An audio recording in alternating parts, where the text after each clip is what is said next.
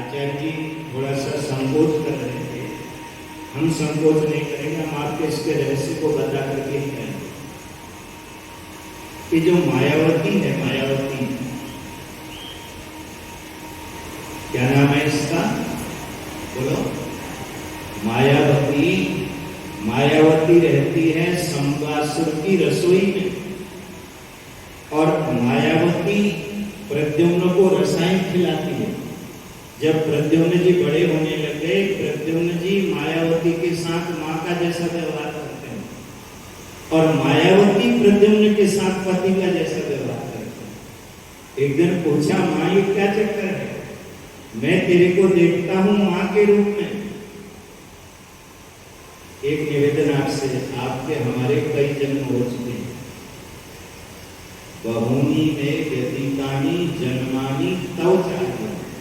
अर्जुन तेरे मेरे कई जन्म हो चुके हैं, इस बात को तू नहीं जानता है, मैं जानता हूं।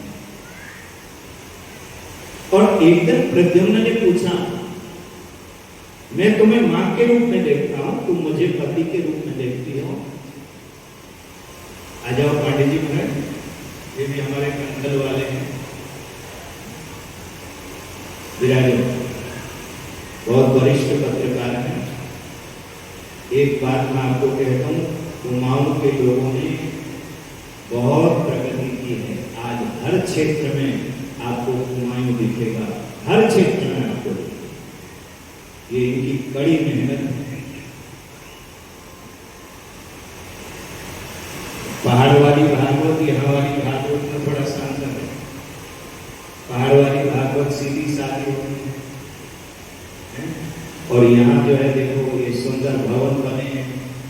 अब वहाँ टेंट लगाओ, वो भी टेंट मिल जाए, आपको मिलने लगे हैं। और थोड़ा सा हवा चले तो पता लगे टेंट दूसरे गांव चला गया।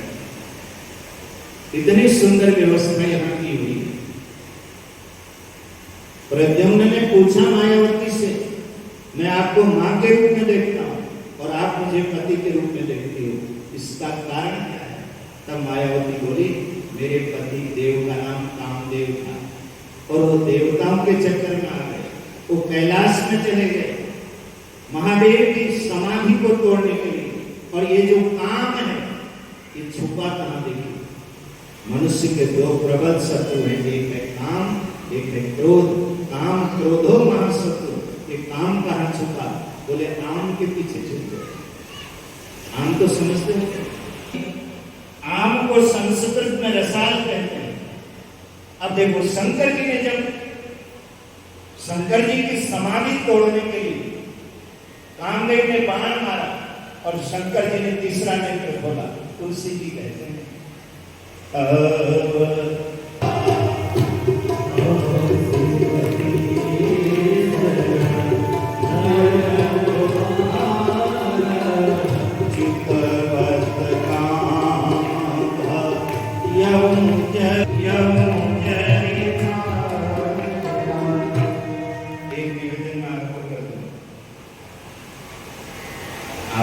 कंखल में हो, कंखल में कहाँ हो?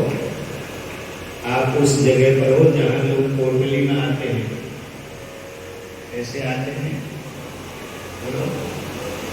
आप कोटली में नहीं आए हो, आप बिल्कुल एकदम फिट हो, एवरीथिंग इज ओके। आई बात समझ में? आप हंस रहे हो। हमने एक कार के पीछे लिखा हुआ देखा, उसमें लिखा था धीरे चलोगे तो फिर मिलोगे, और बोले तेज चलोगे तो कंखल में मिलोगे, और सती घाट में मिलोगे। सुनिए, अरे साधना नेत्र खोला। कौन सा नेत्र है? इस साधना का, भजन का नेत्र है। आप गया में 100 श्राद्ध कर लो, काशी चले जाओ, प्रयाग चले जाओ, पुष्कर चले जाओ, 1000 बार सूर्य ग्रहण का स्नान कर लो, 1,00,000 बार चंद्र ग्रहण का स्नान कर लो, उस 16वें अंश के बराबर भी नहीं है दीपदान के। कला नहर की सोच से। इसलिए इस समय आप देखना, शाम के समय में ना गंगा के घाटों पर लोग दीपदान कर रहे हैं। भगवान शंकर ने जो तीसरा नेत्र खोला है, भगवान ने काम को जलाया, आम को नहीं जलाया। जलाना उसको चाहिए था जिसके पीछे काम छुपा था, लेकिन शंकर जी कहते हैं नहीं, काम जल जाए आम ना जले। बोले क्यों? बोले अगर आम ही जल गया फिर संसार चलेगा नहीं, सारा सृजन होगा नहीं। और ये काम का अंश प्रद्युम्न है जिसकी कथा आचार्य जी आपको सुना रहे हैं।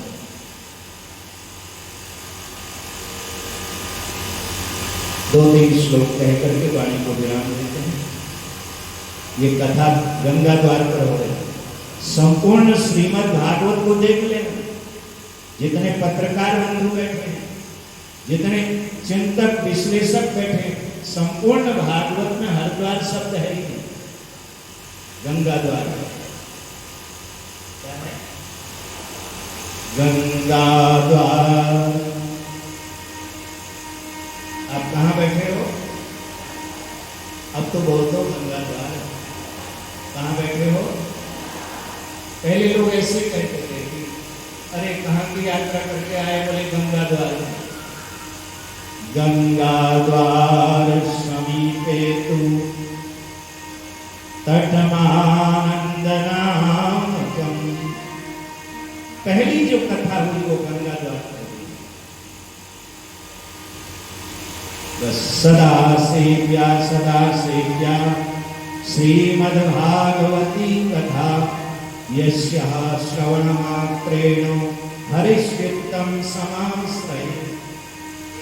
बस दो काम करने, एक तो कथा मंडप में आके सबसे पहले पुराण को प्रणाम करना।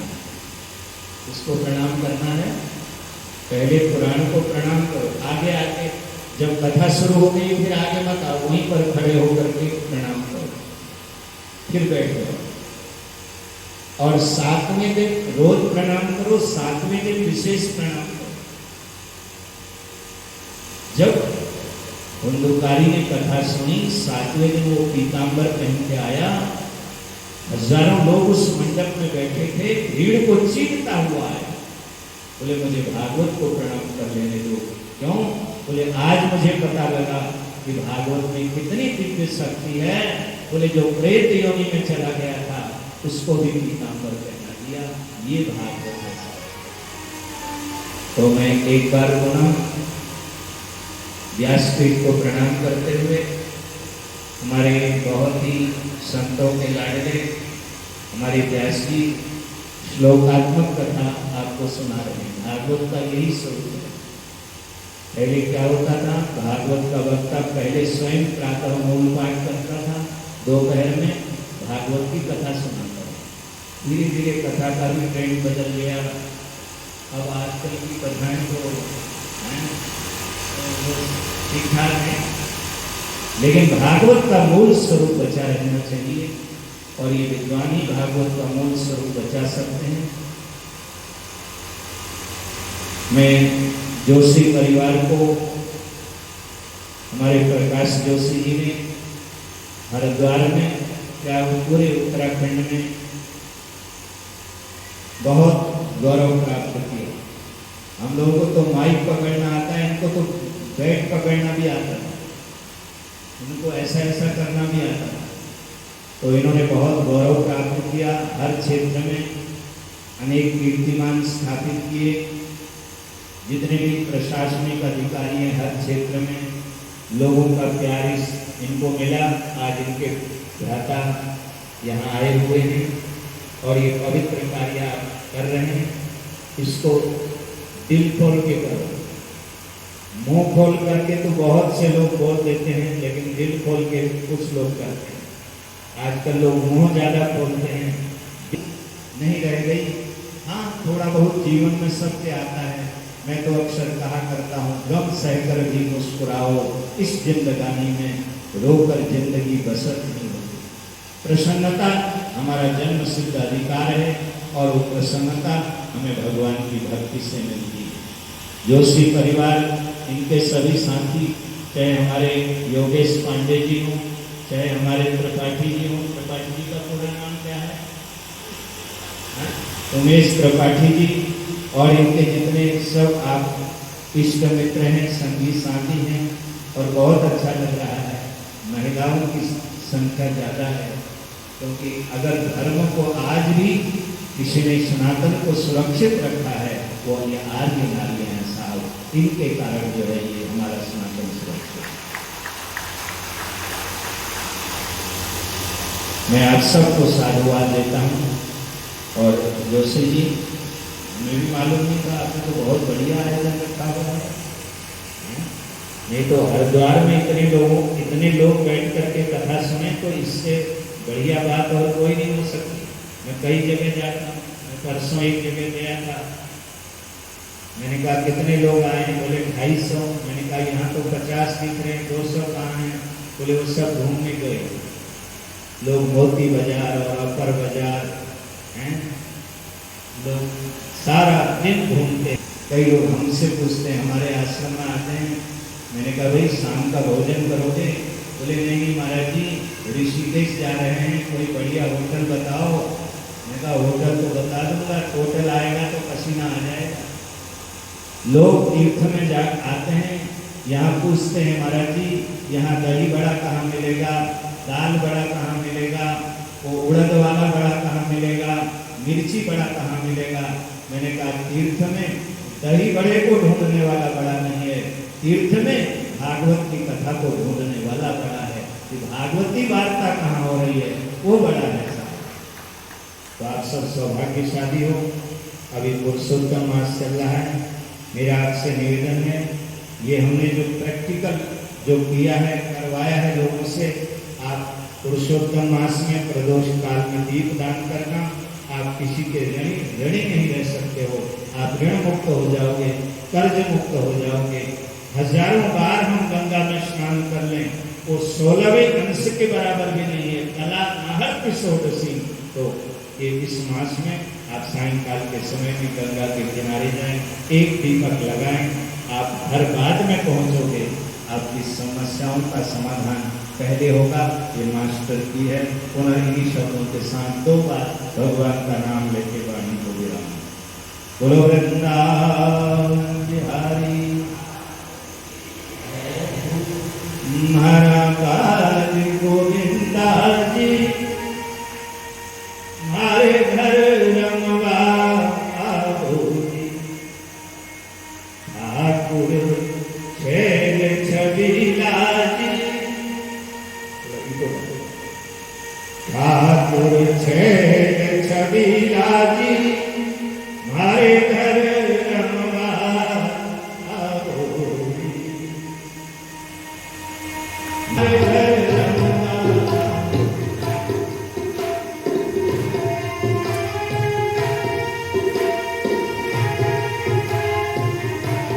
दोनों हाथ उठा के एक ताली।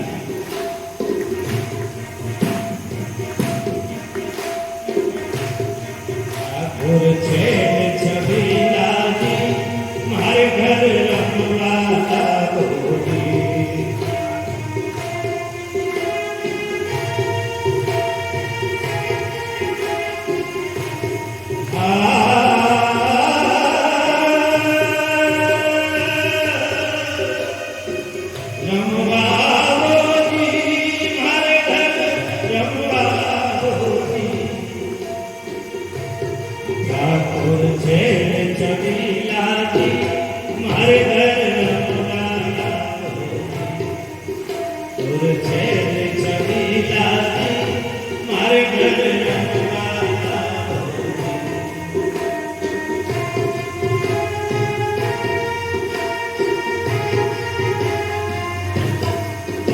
अरे हाथ धुलाए दो, मुंडो धुलाए दो, और धुलाऊंगा कपड़िया जी।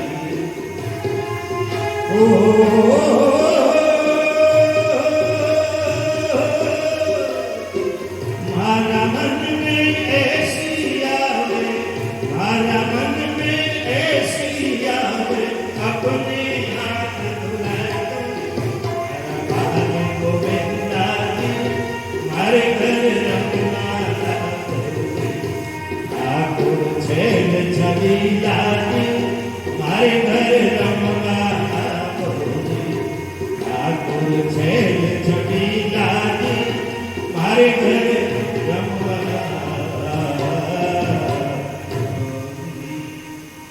सभी लोगों को आशीर्वाद, शुभकामनाएं, मंगल कामनाएं वाणी को विराम। ओम विश्वानि देवा सविकर दुर्गानि परात्वा यत् भद्रं तन्न आत्वा। अभी हमने जिन संत को सुना,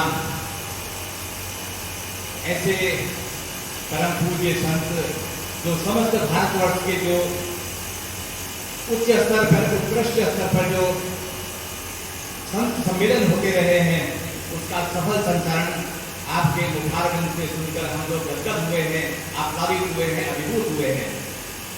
परम श्रद्धेय, परम आदरणीय महामंडलेश्वर हरि कीर्तनानंद जी महाराज के श्री चरणों में मैं अपने भाव व्यक्त करता हूँ।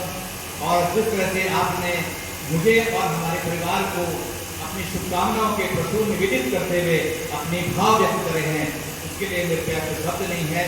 मेरी कोई ऐसी हैसियत नहीं कि मैं कुछ कार्यक्रम कर पाऊँ, लेकिन निश्चित रूप से स्वामी जी कैलाश जी, हमारे निरंजन पीठाधीश्वर महादेव जो हमारे कैलाशानंद जी महाराज जी के यहाँ परसों जब सुमनानंद जी उज्जैन से आए थे, तो मैंने जैसे बड़े आसानी से मैंने उनको, मुझे हमारे भाई योगेश पांडे जी ने कहा कि सुमन जी उज्जैन से यहाँ आए हैं, वो स्वयं महामंडलेश्वर हैं, तो आप उनको अच्छी तरह जानते हैं, उनको बुला लीजिए।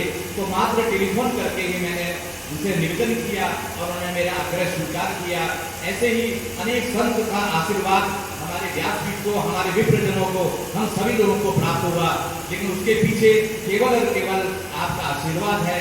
मैं आज इस कार्यक्रम में मेरे विशेष आग्रह पर हमारे परम आदरणीय जो हल्द्वानी से आए हैं, निश्चित रूप से आप ये मानो कि मेरी हमारा सौभाग्य है, या मैं अपने भाग्य की सराहना करूं कि हमारे पूज्य, हमारे परम आदरणीय मामा जी जो हल्द्वानी से ITBP श्री NC भट्ट जी अपनी हमारी सुव्यवस्थित अवसर पर हार्दिक शुभकामनाएं उनको देता हूँ। साथ ही हमारे, जैसे आपने बताया, खेल की बात बताई, तो हमारे उत्तराखंड के, हरिद्वार के नहीं, समस्त उत्तराखंड के तो बेहतरीन खिलाड़ी मेरे साथी जो मेरे साथ लगभग हमारे भारतवर्ष के हैं, उसका उन्होंने नेतृत्व किया है। ऐसे हमारे भाई बैठे हैं और हमारे वरिष्ठ जर्नलिस्ट के रूप में जो सुशोभित हैं, हमारी बहन राधिका जी यहाँ मौजूद है, हमारे भाई भगवत शरण अग्रवाल, हमारे ग्राम विकास अधिकारी हमारे विनोद मिश्रा जी, तमाम हमारे यहाँ पे हमारे वरिष्ठ एक सहायक अभियंता हमारे TS बाग आदि अनेक लोग यहाँ पर बैठ करके हमें अपनी शुभकामनाएं देने के लिए, यहाँ हमारे MG गोस्वामी जो वरिष्ठ अभियंताओं के माध्यम से ही हमें सब कुछ जो प्राप्त हुआ है, मैं बड़ा प्रसन्नचित हूँ, मैं बड़ा अभिभूत हूँ, आपड़ा हूँ कि आपने है, अकल्पनीय है, अद्भुत है, इस मंदिर में कहा लिखा हुआ है। तो मुझे लगता है कि आपने भी इस कार्यक्रम में आकर के इस कार्यक्रम को अविस्मरणीय, अकल्पनीय बना दिया। मैं आपके श्री चरणों में अपने भाव व्यक्त करते हुए, अपनी वाणी को विराम देते हुए यही कहूँगा कि अब आगे की हमारी कथा, जो व्यासपीठ हमारी कथा इतने सुंदर ढंग से हमारे नीरज जोशी जी जो कथा व्यास, युवा कथा व्यास हैं, और सौभाग्य से यहाँ पर हमारे लगातार बहुत अच्छे विद्वान पवन पंत ज्योतिषाचार्य, हमारे डॉक्टर प्रदीप जोशी और डॉक्टर आनंद बल्लभ जोशी, तमाम विद्वानों ने आकर के हम लोगों को अभिषिक्त किया, हमें अभिषिक्त किया है। मैं सभी को आज के इस सुंदर अवसर पर अपनी शुभकामनाओं के प्रति निवेदित करते हुए अति हर्षी राम, राधे राधे।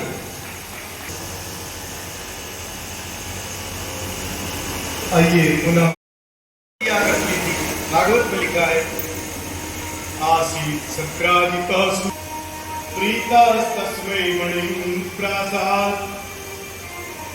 प्रीतास्तस्मै मणिं प्रासाद, सूर्यस्तुष्टस्य मन्तकम्। बहुत ध्यान से सुनने वाली बात है, ऐसी मणि प्रदान की जो रोज 8 बार सोना देती है। सत्राजी, इस मणि को आप हमको दे दो। और मणि तो क्या, मणि अगर आप नहीं देते तो इससे जो 8 बार सोना आता है